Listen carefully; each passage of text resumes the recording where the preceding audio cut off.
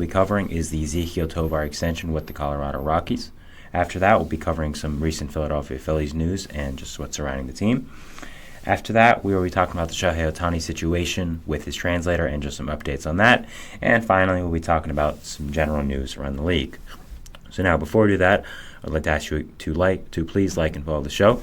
We do get a number of questions from viewers, so to ensure that your question does get run in the air, please use the link gsmcspodcast.net. It really does help the show, and it really does mean a lot. So thank you so much for that. All right, let's get straight into the show. Now, before we talk, I want to say yes, I did accidentally press the graphics part before my intro video. That's why I look surprised when you could see my face. So I apologize about that if you were watching on stream. I will be cutting that out of the audio version, so it won't be there for people to see just me saying "oh" very audibly. So sorry about that if you are watching on screen. But yeah, so let's get into our first segment. As I said, I just wanted to give a little prequel of that quickly, which is going to be about, surprisingly, the Colorado Rockies. We don't really get much Rockies news on this channel or in baseball in general, so it's kind of fun we get to talk about them. It's not really a normal topic because, again, the Rockies don't do much usually. They're not that good, and they're kind of irrelevant nowadays, so it's nice to be able to talk about them. So, obviously, over the weekend, they extended Ezequiel Tovar, their shortstop, to a 7-year contract. It was 7 years, $63.5 million with a club option. We're not sure the exact specifics of the deal or specifically the club option. Hector Gomez, who is an interesting Hispanic baseball reporter, he reported that it was 8 years, 84, so that could be where the 84 comes from. The club option could be around $11 million or something like that. We're not sure yet, but we know it's 7 years, $63.5 with the club option for Ezequiel Tovar and the Colorado Rockies. Tovar's stats throughout this year, he had, for last year's first full year in the big leagues, he had a .695 OPS, 15 home runs, but also with that, he did play great defense. So my general thoughts on the deal are that I really like it. Now, Tovar isn't a perfect player by any stretch of the imagination. Of course, his OPS wasn't even 700 going into the year. He was a pretty well below average hitter. But he did show some flash, what I like. 15 home runs is nice for a shortstop, especially a young one. A guy who's just coming up like him, who's becoming a guy in this league who's trying to find his way. So I don't think 15 homers is anything to look at and just think, oh, he's just kind of a bum. So I think that's a good starting point for him. I think he was always not really known for his defense. He was mainly offense. He was mainly a guy who was known for his defense, and the offense would come second. And I think the Rockies knew this when making him the starting shortstop last year, and I think they know this now when they did extend him. So I do like the deal. I think 7 years, $63.5 is a really good deal. I think they know what they're getting. They're getting a guy who's going to be a little bit below average to average hitter, but also plays great defense, had great defensive run saves metrics, had great outs above average. When looking at his defensive profile, has a good arm, has good speed. So I think Tovar is a defense for a shortstop, and the hitting comes after, but is still a good player, and I think the price you're getting him at, extending him for a young player, is good, and I think there is some stuff still left in the tank for him. I think he can still develop. I mean, I'm kind of talking about this guy like he's a 32-year-old veteran who's been in the league for 10 years. No, he's a really young guy. He's a young kid, a young shortstop who I think has a lot of potential, was a top prospect in baseball for a few years for a reason. And I think this is a guy who is just going to keep going up. Do I think he's going to be an extraordinary shortstop at any point in this league? No. I think he'll be okay. I think he'll be fine, but I don't think he's going to be extraordinary or anything like that. So overall, I do like the deal for the Rockies. I think there are some risks that, of course, because if Tovar's offense just never develops, he just becomes a guy who kind of has an 80 OPS plus his entire career. That's really not something you want. It's not horrible because you are extending him at a lower price, and they always have the defense to rely on. His ceiling is always going to be relatively high as a player because of the defense, but you obviously want that. You obviously want that the offense to develop, that bat to develop, and extending him at this younger of an age, I think that is something you want to happen, and that is something you're planning on happening. I don't think they're planning on Tovar being a 120, 125 guy who, for WRC plus or OPS plus and being an all-star every year, but I think they want a really solid guy at shortstop to help get that position down, keep that position there, have a franchise guy, quote unquote, there. And I think it is possible for Tovar to become that guy.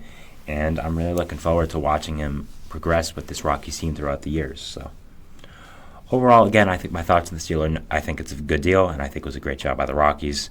Now, next in my notes here, I have Rockies doing something good, question mark. That tells you what you need to know about the Rockies franchise. So they made a lot of bad decisions over the past few years, but I think this is one of their better ones in a long, long time. I think Tovar's a good young player. I think he has a relatively high ceiling, a high floor, because of his defense and because the bat is going to keep progressing. So overall, a good move by the Rockies, and I think it was nicely done, and I think it was a good job by them. And I think another thing is the Rockies, for the first time in a long time with this franchise, you're seeing a core develop. You're seeing players that are coming up through this team or are with this organization right now, and you're thinking, okay, you know what? I could see these guys being on this team in 5 to 10 years, being a real contributor, being someone who's a really, really good player. And I think that's something really exciting for Rockies fans, something they haven't had in a long, long time, maybe since the days of Arenado coming up, Trevor Story coming up, a guy like Kyle Freeland coming up who's still on the team but kind of didn't really work out as a prospect for the Rockies. So I think that's another thing that's really exciting if you are a Rockies fan. You're seeing these things. You're seeing players coming up that you think could potentially be part of your core for a little while. Right now, I would look at Luis Montero, who was one of the big parts of the Arenado trade. Obviously, they lost that trade, but I think he should still be a pretty solid player whenever they find a position for him.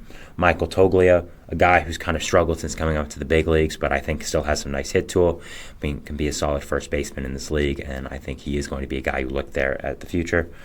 Brendan Rodgers, a guy who's done really, really well these past few years, become a really, really nice second baseman over there.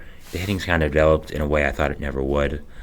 I mean, he's been really good. I think his defense really nice as well, so overall, I think Brendan Rodgers is a really good player, another guy you can look to build around on this team. So I think that's another thing you look for that's exciting.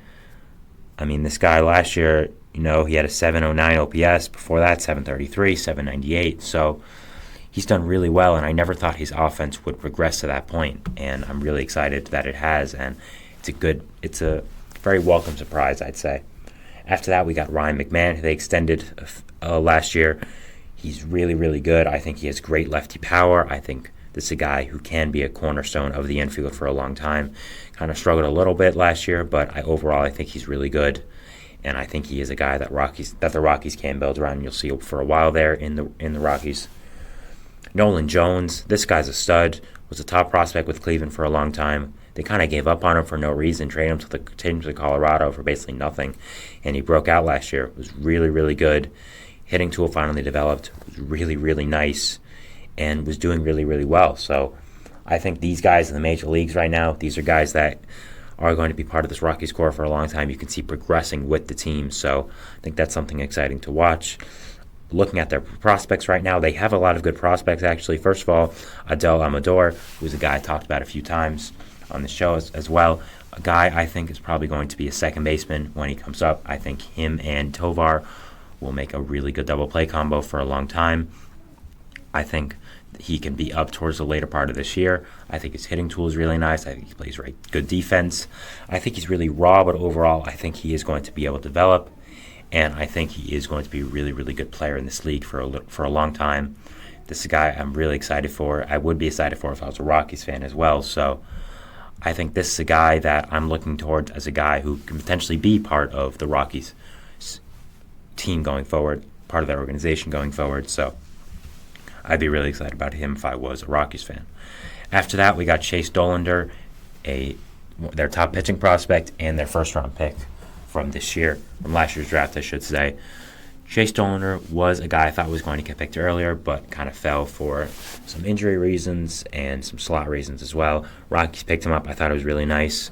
Now, of course, with a pitching prospect in Coors, you have to talk about it being Coors, him pitching in Colorado with the altitude.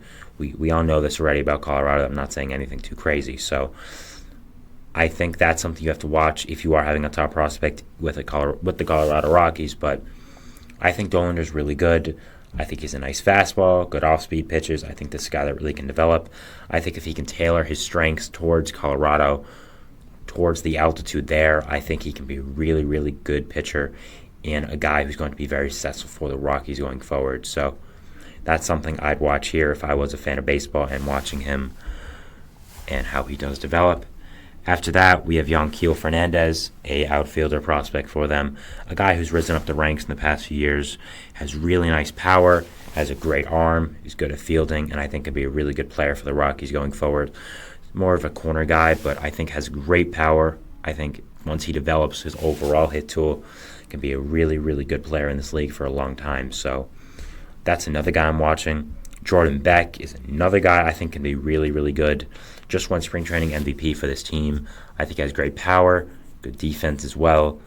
Overall, I think is a guy that is going to be up relatively soon. They have his ETA right now at 2025, but I think he could be up sooner if everything does play right. I think if everything falls right as well, I think he could be up soon. So overall, I'd be excited if I was a Rockies fan, and I'd be hopeful about your future going forward, which is something that I don't think they've had. I don't think they've had those thoughts for a long time now.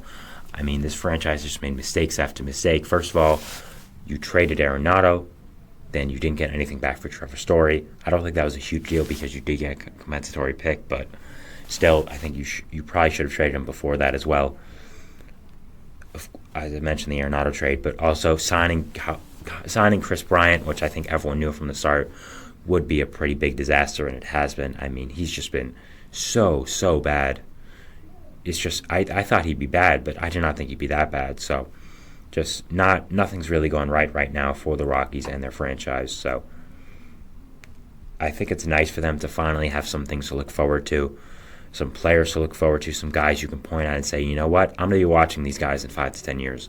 They're going to be on my team, and they're going to be playing really, really well. So again, I think that's something really exciting for Rockies fans and something they should be looking forward to. Now, just going over an overview of the team, I don't think they're going to be good, but I don't think me saying that is saying anything too crazy or saying something that's going to make Rockies fans want to fight me or something. We know they're not going to be that good. They don't have a lot of pieces, specifically the pitching. It's hard to have pitching in cores, but I think they've done it in the past. Once German Marquez and Kyle Freeland get healthy, I think that could potentially be a big help to your rotation. But we know they're not going to be good. But as I've just said overall this whole segment, that the one thing we can see with them is that they have pieces. They have guys that are there, that are going to develop with this team, that are going to be up soon, that are going to be big parts of this organization for the future. And that's something that I think is really exciting to Rockies fans, something they should be excited about, and something I think is worthwhile to watch and continue watching with this team. So I like the Tovar extension. I like what's going on with the Rockies right now and for the future. I know I made fun of them a lot over this show, and I still don't think they're a great organization, but they're building something right now. Even though it might not be the best, I think it is something. And them having some kind of direction and some kind of vision, I think, is a good sign for the future and something that hasn't been there for a long time as a Rockies fan and as a guy personally for me, as someone who's watched the Rockies over these past few years and kind of watched their entire franchise fall apart in some ways. So excited about that and good for the Rockies. So that was our first segment here. We're going to move on to our second segment after this, which is going to be about the Phillies and some recent news that happened over the weekend with them. So that'll be exciting to talk about and something I am interested to talk about. So we'll be going over that, but first we're going to a break, and then we'll be talking about it. So thanks, and see you then. Bye.